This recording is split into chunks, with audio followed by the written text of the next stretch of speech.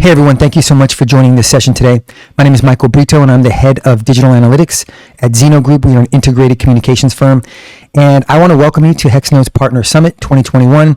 And I'm really excited, not just for the invitation of being here, but also for sharing with you some things that I've learned over the last 20 plus years working in B2B for large companies as an employee and running marketing programs and campaigns, but also as an agency leader who is working with several different clients, not just on B2B, but also healthcare and consumer brands. And I've learned a lot, and I've learned how to, more importantly, to use data to inform any and all marketing. So everything from headlines to blog posts to the ads you write for paid search to display advertising and everything in between. So I'm going to spend about 30 minutes or so with you and share with you some slides and just some general thinking that I think will be actionable to what you do every day. Now, I've worked in this industry for several years. I've been on the brand side for the first decade or so of my career, and then I transitioned to the agency, a little over a decade ago, and I haven't looked back. I would probably never go back client side, unless I'm like ready to retire, and that's hopefully closer than I anticipate. So again, thank you for your attention, and I appreciate you asking me any questions after the session. I'm happy to connect with you either through social media or through email. So with that said, let's jump in. So as I said, I have a few slides I want to walk you through, and I think I want to just start by saying that, I didn't start out in analytics. In fact, I was pretty much sucked at math in college, and I was never really proficient in understanding math or any other, statistics and finite math and things like that. But over the last decade or so, I've learned how to extract insights from data and use them to my advantage and use them to make very strategic decisions as it relates to a program or campaign or even just measurement, the performance of a campaign. But I wanted to start out by first saying that the purchase funnel is complex. Especially for B2B, right? We don't know, there are several factors that are attributed to the reason why a CIO or a CTO is looking to invest in new software. It could be a particular issue, it could be a security breach, it could be scale. Maybe the company's growing and they need, a much larger software tech stack in order to scale with the company. And so there's a lot of things that kind of attribute to that, but regardless of what the decision is or the reasoning behind it, we have a tendency of spending a mass amount of time in the purchase funnel researching products and services. And we typically like to ask friends and colleagues and industry peers on what software is going to help solve a specific business problem. Excuse me. And so we spent a lot of time, building requirements, finding solutions, and then at some point, it could be 12, 18, 24 months later, you decide on a vendor. And so it's very complex, it's diluted, it's dynamic, and it's hard to predict. The purchase funnel is not linear. And so B2B decision makers, whether it's on the business side, like the COO or the CEO, or on the IT side, engineering side, so the IT decision maker, CIO, CTO, they live very complex lives, right? They do use social media, they're Googling everything, and they're participating in industry conversations. And so the hard part is breaking through the clutter and reaching that audience with content that drives action. Now that action could be anything from a lead to a sale to just some type of initial engagement with that particular audience member. So I also want to kind of lay the groundwork for a model called the 1990 model of influence. Now, in any market, whether it's the security market or the cloud market, whether it could be HCM, HR software, whatever it is, there's typically 1% of that market that drives the conversation, right? These are the influencers. They're creating content, they're publishing content, they get invited to webinars, they are speaking, they're on podcasts, maybe they have their own podcast, but they're really moving the needle. They are moving the industry forward. That's the 1% of that market. Every market, and there's markets within markets, right? So if you have enterprise security companies who are for large enterprise, and then you have the medium-sized security companies for SMBs and other things.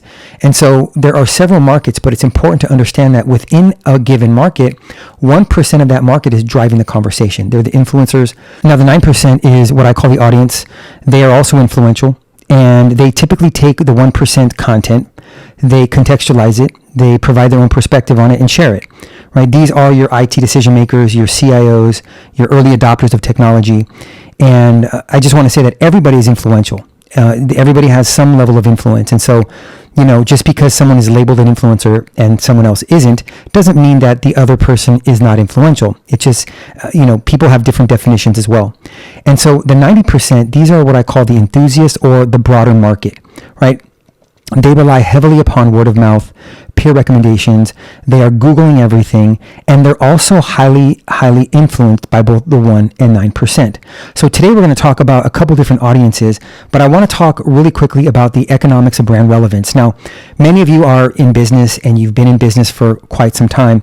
And so we all know the economic model of supply and demand. And I like to position analytics in that regard because, and let me explain. If we can understand, as marketers or business owners, if we can understand the stories, the content, the trends, those things that are keeping our audiences up at night, that are demanding their attention, we can then ask ourselves, are we meeting that demand with our supply of content? So if you look on the right, there's traditional media. If you work in PR, there are influencers, there are audience groups. So again, that's the 9%, right? And depending upon what you do, that audience might be different. If you're selling HR software or CRM software or RPA software or security, each of those audience groups will be different. And so the demand is really the insights uncovered from an analysis of each of these audiences, and then turning it kind of on its side and saying, okay, if our audience is demanding, if the topic of, cloud security is demanding the attention of my audience, are we actually providing enough perspective, enough storytelling related to cloud security? Now, cloud security is a little bit too broad, so maybe it's threat monitoring or SIEM or whatever it is. So, but I think you get my point, and let me kind of show you what I mean by this. And this is what I ask the clients all the time, right? Is your supply of content meeting the demand of the audience? Now, audience demand always starts with data, right? And as I said, there's the media, which is, Forbes, Fortune, Tech Target, you name it. There are influencers, and it could be both non-media and media, analyst firms, second, third tier analysts as well. And then audiences, business decision makers, developers, engineers, security architects, you name it. So if you can understand first who your audience is, and then begin to analyze who they are and what they care about, then you're actually going to win. You're going to be more relevant to them more so than your competition. So I want to first start out by the media, though, because even though you may not work in PR, it is important to understand which media publications are really pushing the narrative. Now, in this particular instance, we're looking at a couple different factors here. We're looking at two different graphs. So let's take the first graph on the left that says high volume, high engagement. And what we're doing is we're plotting media publications based on three factors: volume of coverage, which is the x-axis, total resonance, which is the y-axis, and then readership or reach of publication, which is based on the size of the bubble. And you can see here that some bubbles, like Business Insider, CNBC, are much bigger than others when you compare it to AI Authority or TMCnet or ZDNet. And so when we're looking at topics like enterprise security or cybersecurity, and we're doing an analysis like this, we can see which media publications are really driving the narrative around that topic. In this case, cybersecurity. So what we can say is, if you look in the bottom right-hand corner, AI Authority, they publish a lot of articles about this topic. Now, I think this initial analysis was AI, I believe, but they published almost 3,000 articles during this time frame about AI Authority. About AI. But notice the engagement. It's really low, right? They have maybe a couple thousand engagements. An engagement is a like, comment, share, retweet, etc. So anytime AI Authority publishes content, are people sharing it on social media? Right? Is their audience of readers sharing it? Now, CNBC, Business Insider, large, publications, high reach, they don't publish that much about AI, but when they do, they're driving mass amounts of engagement. Look at 1 million engagements over this time frame. And you can look on the right, it's a little bit, it's just a way to segment the data so that it's easier to see. Those are smaller publications, lower volume. You can still see, though, that there's still high engagement numbers and still pretty decent sized reach numbers of that. Now, this tells us the who, right? Which publications are really moving that narrative forward, right? Which ones are shifting behavior, public opinion about, AI ethics, analytics or whatever the topic is, and they're doing so by volume of coverage. They're doing so by the engagement that it receives, and then the reach of that publication. But more importantly than the who, it's the what. So in this particular example, we're looking at AI, and we're asking ourselves, okay, from an AI standpoint, if we take those top media publications that are driving the narrative, what is it about AI that is driving that engagement? Now, these are basically, this is a coverage a coverage analysis or a topical analysis that looks at all of the articles in our data set around AI from those publications that we just looked at and begins to cluster them into subtopics. So in this case, we have cloud, services, AI, data analytics, and automation. Those 5 subtopics of AI are the topics that are driving the narrative, that are causing the engagement in the marketplace. Right, and this data is taken from headlines of articles, it's taken from the body of the text, it's taken from subheads, you name it, and it's all based on volume. So if I were to say, of this data set, cloud and services account for about 50% of the coverage around AI during this time frame, you would kind of get what I mean, right? Because it accounts for over 50% of this graph in terms of the topic and the subtopics. More importantly, you can see, if you were to take a look at cloud as an example, you can see if you take it one step further, we can see security, services, platform, and computing. Then if you continue to peel the onion back, you can see that cloud services and solution providers is one area of coverage type that this media is writing about. Hybrid cloud, the edge, edge computing, things like that, those are also driving the narrative. So this is a way to understand the context of the media without having to read 50,000 articles, if that makes any sense. On the left are just examples of screenshots and headlines of these publications just for reference. And by the way, this is from a real data, a real data pool that we did. And I'm pretty sure it was AI was the topic that we were looking at. But again, this tells us not the what, the who, which media publications, but what is it are they writing about? So we can now say, if we go back to that supply and demand model, right now, cloud services, AI, data analytics, and automation, those are the topics that are top of mind right now for the media. Okay, so if you work in PR or not, or you have a colleague in PR, send this slide to them or send this video to them, because this is fairly new data. I believe it's the last 6 months. Okay, so this is real data in that regard. Okay, so we also want to look at the data, the journalists, right? Which are those journalists that are driving engagement with their articles? Now, this data is based on their personal handles, right? So not all journalists are publishing content on their personal handles, whether it's LinkedIn, whether it's Twitter, whether it's, Clubhouse is something that's new, and many journalists, many influencers, many IT decision makers are using it to talk thought leadership and other topics. So this data is very similar to the previous graph that looked at 3 data points, and it's the same data points here. It's volume of coverage along the x-axis, it's resonance, again, that's engagement, and then it's size of bubble, which is the reach of the publication they're writing for.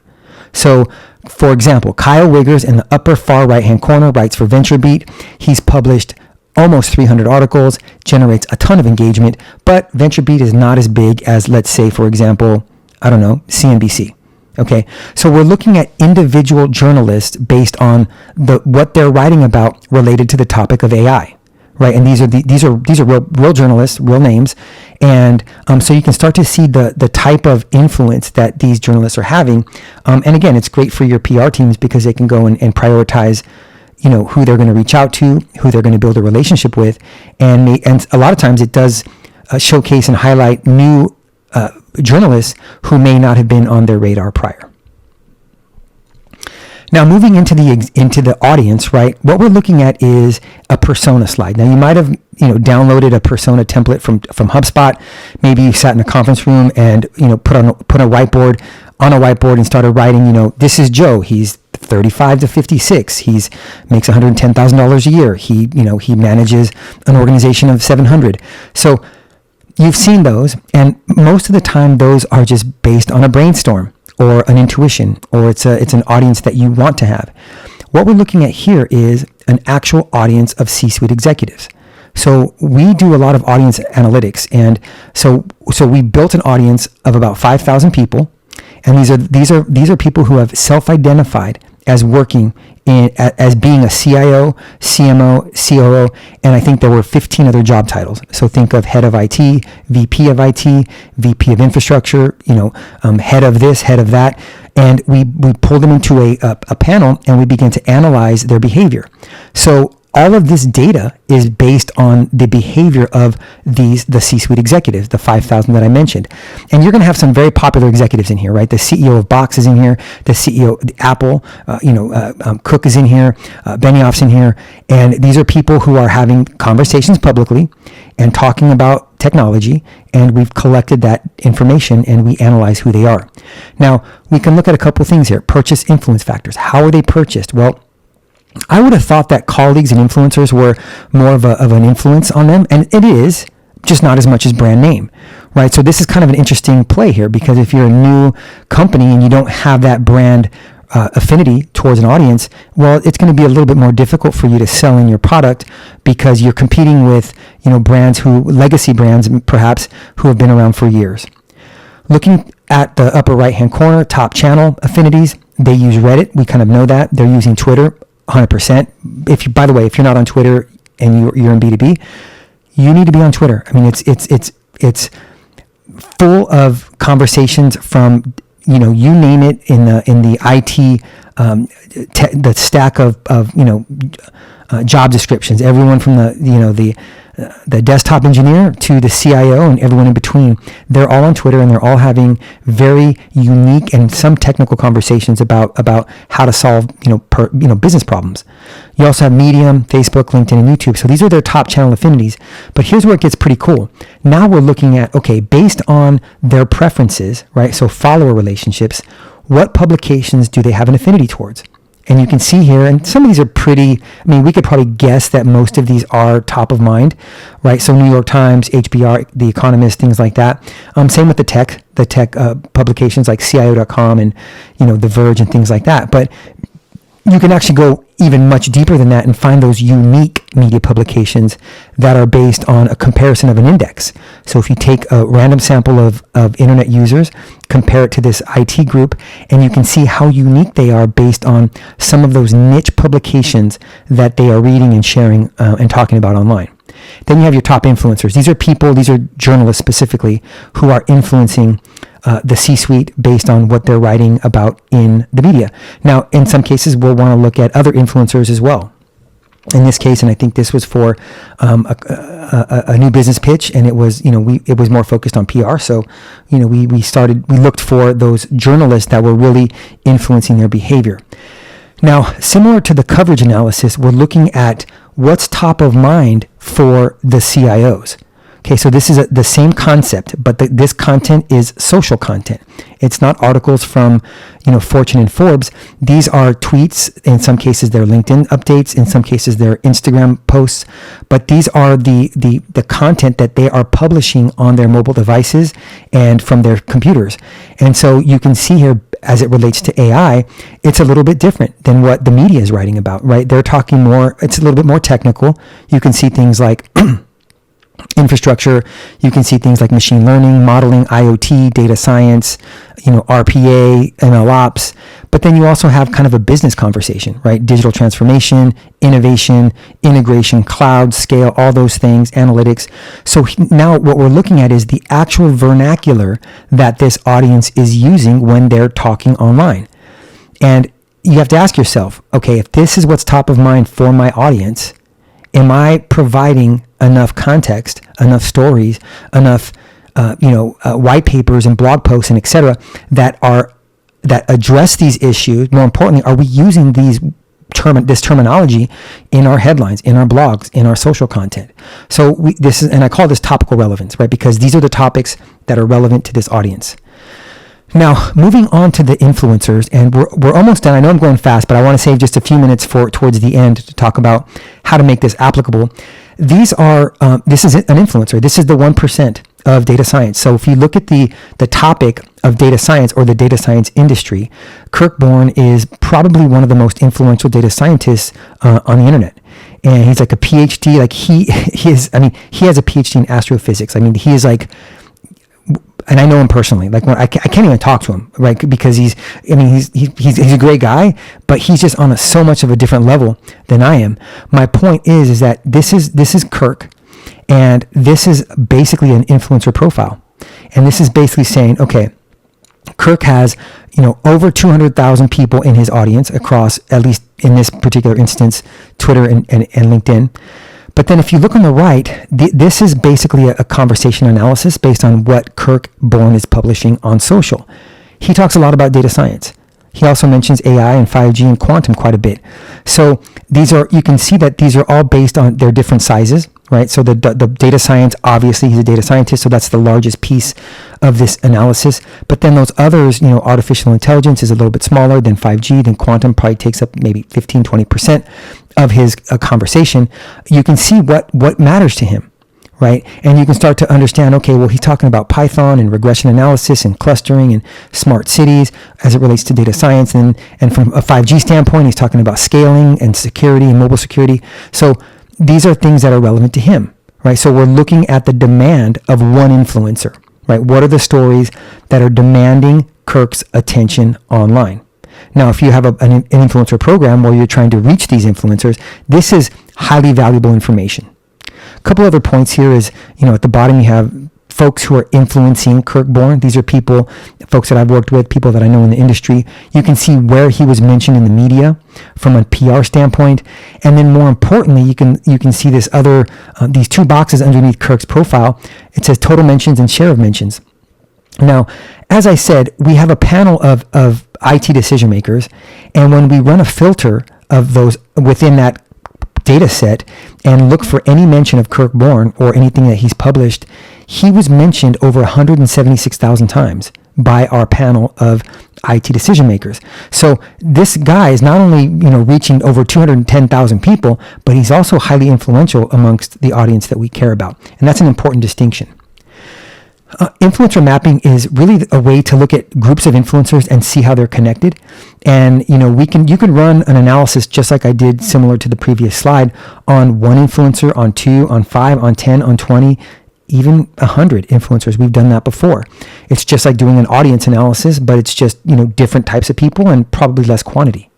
But here we have, 2 influencers, and these are actually real people. Harold is somebody that I've worked with in the past from an influencer standpoint. He's like a digital transformation guy, future of work. You can see when we look at this group of influencers, how he's connected to other people. And, so this is helpful when you're thinking about operationalizing an influencer program. This is helpful in finding influencers that don't necessarily all overlap. Right? Because why would you want to partner with 10 influencers who are all reaching the same audience? Right? Maybe you partner with 3 of them, and then you find influencers that are reaching different types of audiences. Okay, so I call that influencer mapping. Super important. Now, I've kind of breezed through a lot. It's been about 25 minutes. I'm going to spend the next 5 minutes talking about how to make this data actionable and how do you apply it. Now, on the left, I have all the kind of everything we've talked about. And on the right, I'm going to talk about tactics, right? So let's talk about the topical relevance, right? These are the things that are top of mind either for the media in terms of what they're talking about, the conversation analysis, or a group of influencers, or, B2B decision makers. And these are the verbatim keywords and phrases that they're using. Now, I'm of the mindset, and I've done testing where the way we talk and converse, whether it's online or in person, is the way we search. And so think about understanding all of those keywords, phrases, and how they're connected together, and then using that to write long-form content. And the reason why you'd want to write long-form content is so that that content is visible in Google, right? So your headlines, your metadata, your YouTube descriptions, anything that's indexed by Google is something that you can use based on what the audiences are talking about. And the great thing about this is, you can write as many blog posts as you want. Now, that's easier said than done because it takes time and certainly, head count to do that. But that topical relevance is really an opportunity to be as relevant as possible to the audience, especially when they are searching in Google. And I kind of hit on that below on the next line, which is the keywords and phrasing. So if you are a smaller business, or maybe you have a team of marketers who are doing different things, those same keywords and phrases can then be used for paid search, right? So making sure that you're bidding on those keywords that the audience is using, because as I said, right, they search the way that they talk. And so if they're talking about AI and they're talking about it long form versus just saying AI, well, then you need to be sure that you're bidding on both AI and artificial intelligence, and maybe also artificial intelligence as one word, because people do that. So again, this is very actionable when you do that analysis, because you begin to speak the same language as your audiences, right? If you think about executive thought leadership and employee storytelling, or what I would call employee advocacy, right? You're equipping groups of internal people to go out there and participate in industry conversations. If you want them to be relevant to an audience, you have to equip them with the right keywords and phrases and hashtags and all that, so that they can speak the same language as the audience that you're trying to reach. The traditional media affinities, as from that persona slide that I showed you with the CIO, well, those are media publications that he or she reads often. And so giving this type of data to your PR teams is going to help them prioritize who they reach out to, who they plan to market to. In many cases, if it's a marketing organization, perhaps it's a media partnership or some type of sponsorship. Or maybe you're going to buy display advertising on Fortune, because you know that Fortune over indexes against your CIO audience. So again, very actionable in that regard. The hashtag usage, this is pretty self-explanatory, and I would think pretty basic. Using the right hashtags, you'd be surprised. Because let me give you a quick example. There's a hashtag and a kind of a phrase called digital workplace, right? It's become even more popular since COVID-19. There's also one called digital workforce. Okay. Now, on the surface, you'd think they're the same thing, but they actually mean two very different things. Okay. So digital workforce is typically used. So digital workforce hashtag is one typically used by technology companies and or thought leaders talking about future of work. And it's more kind of tailored to a kind of an HR learning and development audience. So a lot of software applications like SAP, Workday, things like that, they're using that term future workforce within that context. Or I'm sorry, digital workforce in that context. Now, when you talk about digital workplace, that is more about automation and and bots and things like that. So it has although it sounds very similar, it has a much different meaning. And so that type of intelligence can help you be smarter with the types of hashtags you're using. Now, with an influencer kind of program, you can, and I showed you the going back to the CIO slide, who influences CIOs, right? There's a couple ways to do influencer analysis. There's topical influencers and there's affinity-based influencers. And what we did with the CIO audience was looked at affinity-based influencers. These are people who are influencing our audience. And that's really all that matters. And those are people that you might want to partner with in some type of paid collaboration, or just kind of following them and listening to them and, doing an analysis and to see what's top of mind for them. And then the last one is buying triggers. So we talked about the buyer's journey at the beginning. You can actually look at an audience and start mapping their conversation to the purchase funnel. And it's just interesting to see how it evolves quite a bit when you look at different people within kind of the IT organization and how they talk about the need to scale, the need to integrate and migrate and move to the cloud and things like that. And so these are all things that again, it does require you to do an analysis and use data. You can't just brainstorm ideas and say, yeah, these are the keywords we're going to use. And, I would just say that, as we close this session, and I'm happy to continue the conversation, through email if you'd like. And here's my email on the last slide. But, it does require you to spend time and or budget or investment in analysis like this, whether it's looking at the media and understanding media intelligence, or it's building an audience of buyers, whether it's the COO and the C-suite, or, the senior director of engineering and security. Or it's your, developer who, you want to target the developers who are influencing those buyers internally to move to a different platform, as an example. So these are things, again, that are really important, and I hope that this session did provide some level of value.